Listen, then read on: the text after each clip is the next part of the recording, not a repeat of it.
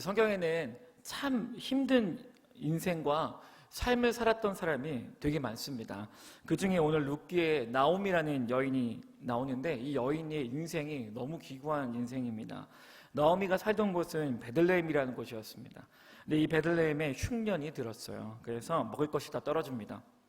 사람들이 배가 고파집니다. 그래서 나오미와 나오미의 남편 엘리멜렉이 모압 땅으로 이사를 가자고 결정을 합니다. 그러면 하나님은요, 특이한 경우가 아니면은 이스라엘 백성들이 그 땅에 살기를 원하셨습니다. 즉 모압으로 가면 안 됐던 것입니다. 그러나 나오미와 나오미의 가족은 모압 땅으로 이사를 가게 됩니다. 가서 두 아들 말론과 기럝이 모압 여인을 아내로 삼아요. 신명기 23장 3절에는 암몬과 모압 사람들은 영원히 하나님의 백성이 될 수 없다고 하나님이 못을 박습니다. 여러분, 그래서 모압 백성과 결혼하면 안 됐던 것이죠. 그러나 이 가족이 하나님의 명을 어기고 모압 여인을 며느리로 삼습니다. 즉 성경은요, 나오미의 믿음과 신앙이 커지기는커녕 점점 내리막을 걷고 있음을 간접적으로 말하고 있는 것이죠. 집안에는 악재와 고통이 겹칩니다. 남편 엘리멜렉이 죽었습니다. 제가 옛날에 읽었던 성경 만화가 있습니다. 초등학교 때 봤던 성경 만화 있는데 룻기서를 기억납니다. 그 작가가 그려놨는데 엘리멜렉이 농사 짓다가 갑자기 머리가 아파가지고 쓰러지죠. 그랬더니 나오미가 여보 왜 그래? 왜 그래? 그래서 남편이 죽습니다. 엘리멜렉의 이름의 뜻이 뭐냐면 나의 하나님은 왕이시다는 뜻입니다. 신앙의 가정인데 남편이 죽었어요. 나오미가 엄청 충격받죠. 우리 집안이 믿는 가정인데 왜 이런 고통이 생겼을까? 게다가 더 큰 충격이 닥칩니다. 사랑했던 두 아들 말론과 기럝이 또 죽습니다. 게다가 이 두 아들이 자녀가 없었어요. 졸지에 나오미는 피가 섞이지 않은 모압 며느리 룻과 오르반만 남습니다. 나오미가 피눈물을 흘리죠. 자기의 이름을 바꿀 정도로 피눈물을 흘립니다. 사랑했던 남편과 자녀 둘이 한순간 다 죽었기 때문이죠. 왜 이런 일이 일어났을까요? 이유 중에 하나가 룻기서 2장에 기록되어 있습니다. 보아스가 룻에게 한 말인데요. 한번 12절을 제가 읽겠습니다. 이스라엘의 하나님 여호와께서 그의 날개 아래에 보호를 받으러 온 내게 온전한 상 주시기를 원하노라 하는지라. 이 2장은 뭐냐면 다시 이스라엘로 돌아온 룻과 나오미에게 하는 말이에요. 이스라엘로 돌아온 나오미에게 뭐라고 하냐면 네가 다시 여호와의 날개 아래에 보호받으러 왔구나 라고 얘기를 합니다. 즉 룻기 1장에서 나오미가 이스라엘을 떠나서 모압 땅으로 간 것은 어떤 의미가 있냐면 하나님의 날개 밖을 나간 겁니다. 스스로 자기가 걸어서 나갔는데 하나님의 보호하심을 자기가 스스로 박차고 나간 것입니다. 그러니까 결국 무슨 말이냐면 나오미가 하나님을 버렸다고 얘기하는 것이죠. 나오미가 하나님을 떠났습니다. 자, 계속해서 나오미의 말을 들어보겠습니다. 룻기 1장 20절인데 같이 읽겠습니다. 시작.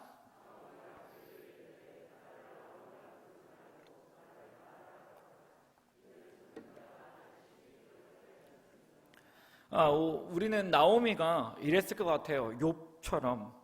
욥이 고통이 왔을 때 뭐라고 하냐면 하나님 감사합니다. 주신 분도 하나님이시고 거두신 분도 하나님이시다 라고 하죠.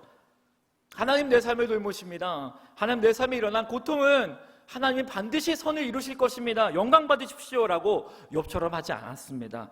전능자가 내 삶을 괴롭혔다. 하나님이 내 인생을 망쳤다라고 얘기를 하죠. 여러분 생각해 보세요. 나오미는 우리 삶에 있습니다. 나오미가 어느 교회 권사라고 하겠습니다. 그 하나님을 믿는 권사님 나오미의 가족이 남편과 자녀가 어느 날 사고로 다 죽었어요. 그리고 하는 말이 이럽니다. 그 권사님이 나오미 권사님이 하는 말이 하나님은 내 삶을 망쳤어. 하나님은 내 삶을 괴롭게 하고 있어 라고 말하는 이 권사님 나오미에게 전도가 일어날까요? 사람들이 나오미 보고 하나님 믿을까요? 절대로 믿지 않죠. 왜 믿습니까? 예수 믿는 가정도 불행한데 예수를 믿는 사람의 입에서 하나님이 자기 인생 망쳤다고 얘기하잖아요. 전도가 절대로 일어나지 않습니다. 오늘 설교 제목이 뭐예요? 세상에서 가장 이상한 정도입니다. 전도가 일어나죠. 룻기서에 말도 안 되는 전도 방법이 기록되어 있습니다. 자, 계속해서 보도록 하겠습니다. 떠났던 고향 이스라엘에서 다시 하나님이 은혜를 주셨다는 말이 들려오죠. 그래서 나오미가 두 며느리에게 얘기를 합니다. 새 출발하라고 얘기를 하죠.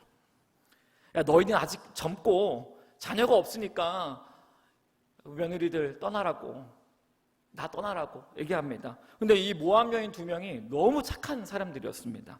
이 두 명이 울면서 시어머니 지금 남는 가족이 아무도 없지 않습니까? 저희가 끝까지 같이 가겠다고 얘기를 하죠. 근데 이제 이 나오미가 아니다, 너희 새 출발해라, 나는 다 잃었지만 너희는 다시 할 수 있잖아 해서 결국 오르바가 다시 모압 백성으로 돌아가고요, 룻만 끝까지 시어머니와 함께 가겠다고 하는데 이 말이 걸작입니다. 함께 15절과 16절을 1장, 이거 좀 긴데 함께 좀 읽으면 좋겠습니다. 시작. 나오미가 또 이르되 보라, 너의 동서를 따라 돌아가라 하니 룻이 이르되 내게 어머니를 떠나며 어머니를 따르지 말고 돌아가라, 강권하지 마옵소서. 어머니께서 가시는 곳에 나도 가고 어머니께서 머무시는 곳에서 나도 머물겠나이다. 어머니의 백성이 나의 백성이 되고 어머니의 하나님이 나의 하나님이 되시리니. 아멘. 말이 안 되죠. 그냥 보면 되게 은혜인데 나오미의 삶을 보면 말이 안 되는 거예요. 지금 이게 어떻게 전도가 된 겁니까? 이게 어머니의 하나님이래요. 나오미 입에서 뭐래요? 전능자가 나 괴롭혔다고 하잖아요. 하나님 내 인생 망쳤다고 하는데 어머니의 하나님은 나의 하나님이 됩니다 라고 얘기하죠. 하나님을 믿겠다고 선포한 거예요. 나오미를 통해서, 나오미의 말도 안 되는 이 삶을 통해서, 심지어 하나님을 저주하는 나오미의 신앙을 통해서 룻이 전도가 됐습니다. 이 부분이 말이 안 되죠. 그럼 나오미는 하나님 믿는 백성입니다. 믿음이 좋은가요? 하나님 보호하신 밖으로 스스로 자기 말을 걸어나갔습니다. 그래서 사랑한 남편과 두 자녀가 죽었습니다. 게다가 그 두 자녀도 손주를 낳지 못하죠. 돈도 많이 벌지 못했습니다. 삶이 비참하죠.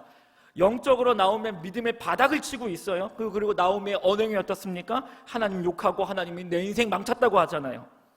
근데 나오미를 보고 룻이 뭐래요? 시어머니, 저도 어머니의 하나님 믿을래요. 세상에서 가장 말도 안 되는 전도 방법입니다. 나오미가 이웃초청 주일 때 간증하면 어떨 것 같아요? 말이 안 되지 않을까요? 네, 자기 막 욕하고 있는데 룻이 믿어요. 말이 안 됩니다. 룻의 고백을 보세요. 어머니, 당신의 하나님을 내가 믿을 거예요 라고 얘기합니다. 여러분, 가장 능력 있는 전도는 뭘까요? 가장 효과적인 전도는 무엇일까요? 전하는 사람의 자식이 잘 돼야 됩니다. 그래야 우리 어깨가 들어가요. 전하는 전도자의 내 삶이 평탄해야 합니다. 그래야 할 말이 생기잖아요. 우리는 무언중에 이런 압박에 시달립니다. 내 배우자의 직업이 이왕이면 안정적이어야 되고 우리 가족의 재정이 풍족해야 합니다. 풍족해야 돼요. 우리 무언가의 압박 있잖아요. 예수 믿는 자녀들이 수도권 대학에 가야 돼요. 예수 믿는 자녀들이 잘 돼야 돼요. 취업도. 그래야 우리가 하는 말이 뭐예요? 하나님이 내게 복 주셨어. 어때? 너도 믿을 수 있지 않아? 하나님 믿었더니 내 인생을 봐봐. 복 받았어. 그러니 너도 믿어 라는 무언의 자신감이 생기죠. 반대 경우를 볼까요? 내가 전도를 하는데 저 사람이 전도자인 저보다 재정이 더 많아요. 나보다 더 자녀들이 더 잘 됐어요. 저 사람이 가정이 하나님을 믿지 않는데도 내 가정보다 화평해요. 우리 안에 드는 생각이 있죠. 아, 못하겠다. 뭐라고 전도를 해? 우리 안에 있는 하나의 고정관념이 있습니다. 전도는 복받은 사람이 하는 거다. 이왕이면 교회 다녀서 자녀들 잘 되고 직장 잘 되고 큰 집에 있는 사람들, 이런 사람들이 간증해야 되고 이런 사람들이 전도해야 능력 있지 않을까? 근데 오늘 룻을 보세요. 말도 안 돼요. 나오미 보세요. 다 잃었어요. 삶 잃었어요. 심지어 하나님께 저주하는 사람이에요. 근데 나오미를 통해서 룻이 어머니의 하나님을 믿겠다고 선언합니다. 정말 말도 안 되는 전도가 일어난 것이에요.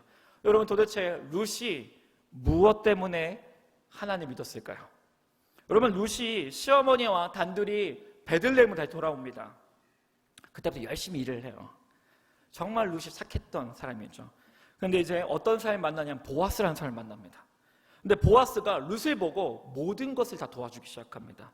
너무 잘해주니까 룻이 이렇게 얘기를 합니다. 말씀을 보도록 하겠습니다. 네, 말씀 룻기서 2장 우리 한번 찾아볼까요? 룻기서 2장 떴네요. 10장 우리 함께 읽습니다. 시작. 그에게 이르되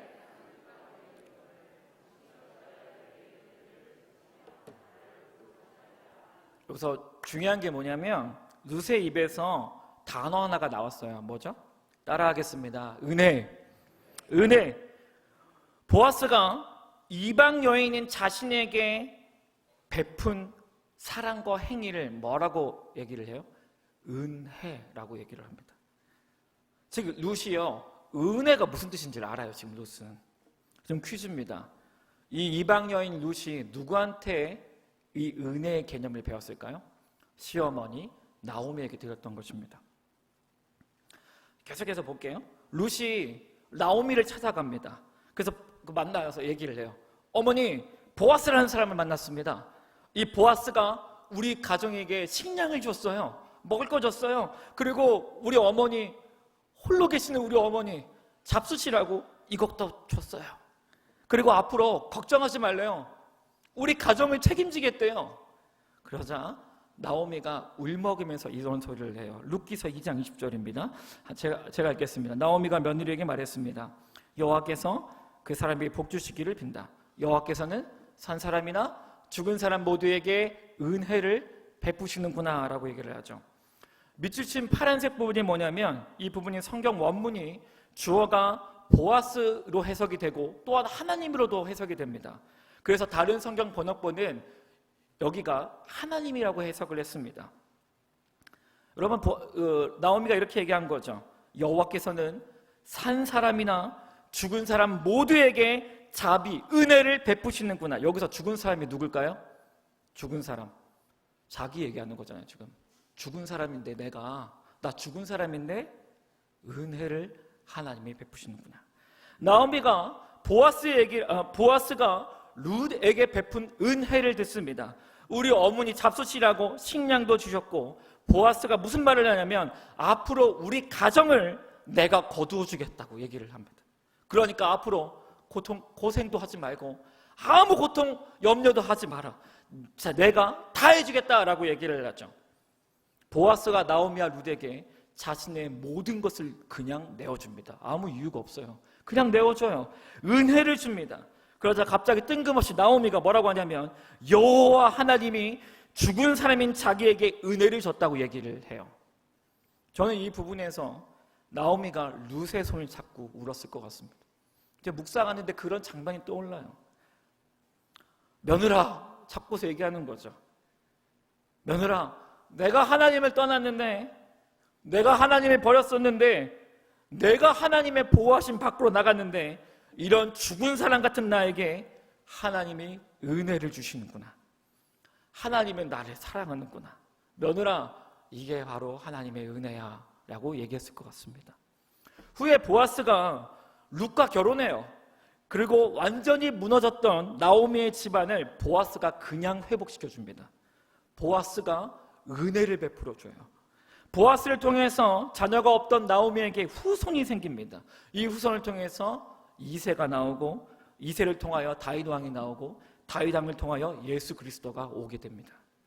이 보아스, 아무 무너져가는 이 집안을 그냥 거두어지고 나오미에게 은혜를 베풀어준 이 보아스가 가리키는 존재가 있습니다.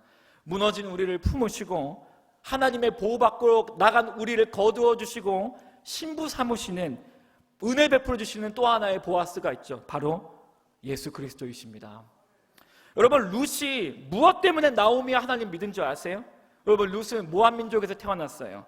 자신이 믿었던 신도는 악독해요. 자신이 섬기지 않고 떠나면 바로 징계하고 무섭게 징벌하는 신들이 모압 신들이었습니다. 헌금을 강요하고 강제로 바치지 않으면 무섭게 심판하는 신이 모압 신이었습니다. 그런데 자신의 시어머니가 믿는 기독교의 하나님, 여호와 하나님은 어떻습니까? 자신의 시어머니 나오미가 먼저 하나님을 떠나고 여호와의 보호하심 밖으로 자기가 걸어나갔는데도, 심지어 시어머니가 하나님을 입으로 저주하는데도 시어머니야 여호와 하나님이 끝까지 시어머니를 버리지 않습니다. 이걸 보기 시작해요. 떠나지 않아요. 오히려 은혜를 계속 베풀어요. 사랑해주고 다시 보호해줍니다. 자신이 믿었던 모압신과 여호와 하나님 너무 다른 거예요. 여호와가 나오미를 떠나지 않습니다. 할렐루야. 끝까지 품고 사랑해주는 모습을 룻이 발견하기 시작합니다. 그러면 룻이요, 나오미 뒤에 계신 여호와 하나님을 본 것입니다. 그 은혜를 보죠.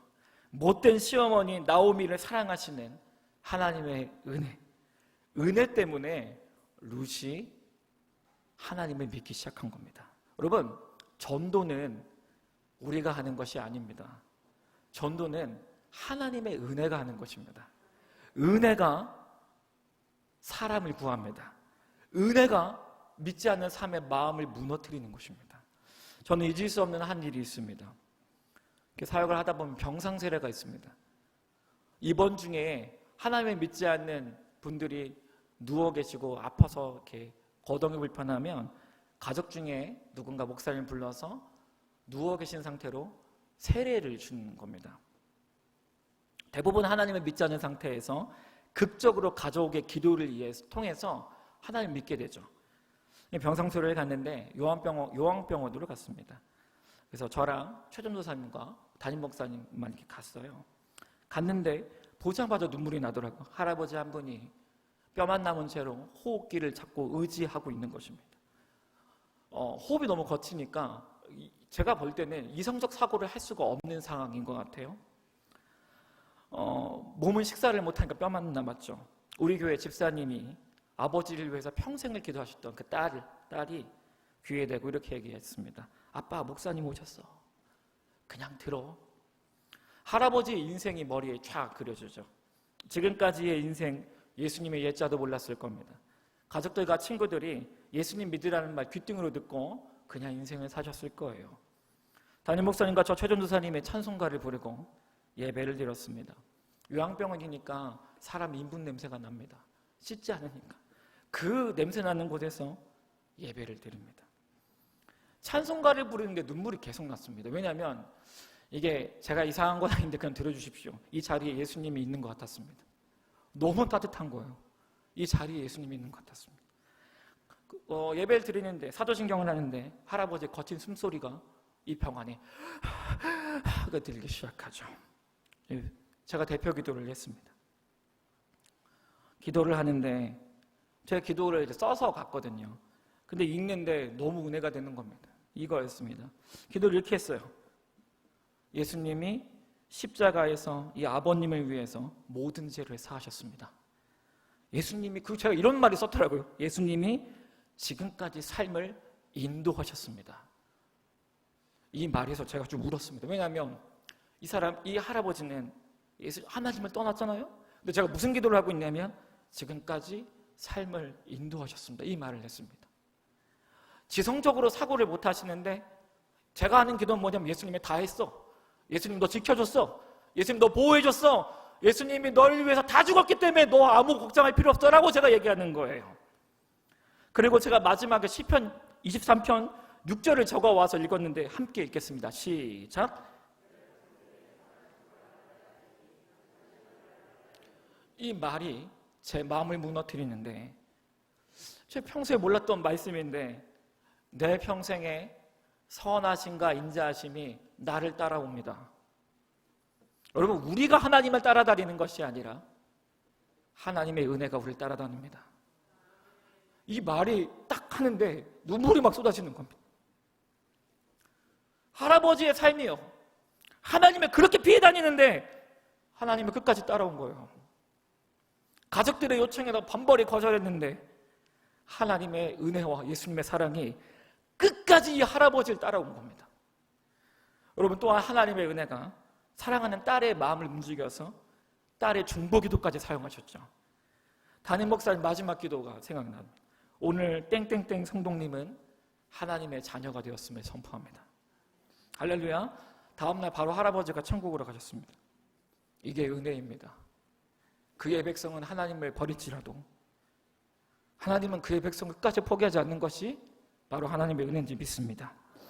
이 사건을 잊을 수가 없는 거예요. 할아버지에게 있었던 하나님의 은혜 때문에 그 다음날 계속 생각이 나는 겁니다.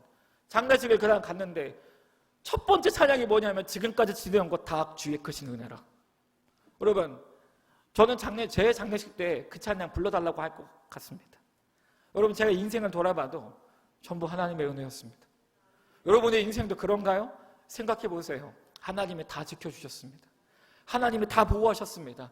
우리가 느끼지 못하는 것이지 하나님의 은혜가 지금도 여러분들과 함께한 심을 믿으시기 바랍니다. 여러분, 불신자였던 할아버지에게 하나님의 은혜가 있는 걸 제가 봤잖아요.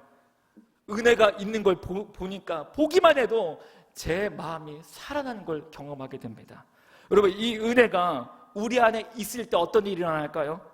하나님을 믿지 않는 사람들이 우리 안에 있는 하나님의 은혜를 보고 전도가 되는 것입니다. 한량없는 은혜를 보고 하나님을 믿게 되는 것이에요. 나오미 보세요. 나오미에게 은혜가 따라다녀요. 나오미가 하나님 버리고 하나님 비난하고 해도 나오미가 끝까지 포기하지 않고 그 은혜가 나오미의 삶을 붙들고 있는 것입니다. 그리고 룻이 이 못된 시어머니, 자기들 모압신이었으면 바로 죽였어야 돼요. 근데 여호와 하나님이 어떻게 해요? 이 시어머니를 끝까지 붙듭니다. 포기하지 않습니다. 룻이 이 은혜를 보고 나도 시어머니의 하나님을 믿을게요 라고 고백한 것입니다. 여러분, 이후 초청 주일이 한 달 남았죠. 우리가 반드시 해야 할 게 있습니다. 한 달 동안 뭘 해야 할까요? 여러분, 열심히 해야 되지만 하나님의 은혜를 다시 붙잡는 겁니다. 우리 곁을 한 번도 떠나지 않으신 하나님의 은혜를 다시 보는 것입니다. 여러분, 놀라운 게 뭔지 아세요? 그 은혜가 우리를 계속 보고 있습니다. 여러분, 예수님이 여러분을 사랑하십니다. 할렐루야. 우리 옆 사람에게 다시 얘기할까요? 예수님이 당신을 사랑하십니다. 여러분, 믿으십니까? 예수님의 은혜가 한 번도 떠난 적이 없어요. 이 한 달간 우리 모두가 이 은혜를 붙드는 것입니다. 이 은혜가 우리 안에 있을 때 전도가 일어납니다. 여러분, 이 한 달간 우리 모두가 이 하나님의 은혜를 다시 경험하기를 원합니다. 여러분, 은혜로 일어나시기 바랍니다. 하나님이 우리를 사랑하십니다. 할렐루야. 우리 구역에요, 하나님의 은혜가 풍성하게 부어지길 소망합니다. 우리 가정에 하나님 없는 하나님의 사랑과 은혜가 부어지길 소망합니다. 우리 영광교회에 하나님의 은혜가 가득 임하길 소망합니다. 그래서 이후 초청 주일 때 이곳에 잃어버린 영혼들이 들어왔을 때 저는 울었으면 좋겠어요. 그분들이 왜? 하나님의 은혜 때문에, 무한한 그분의 사랑, 그 영혼을 구하기 위해 자기 아들을 아끼지 않고 내어주신 그 은혜 때문에 잃어버린 영혼들이 죽게 돌아온 역사가 있을 줄 믿습니다.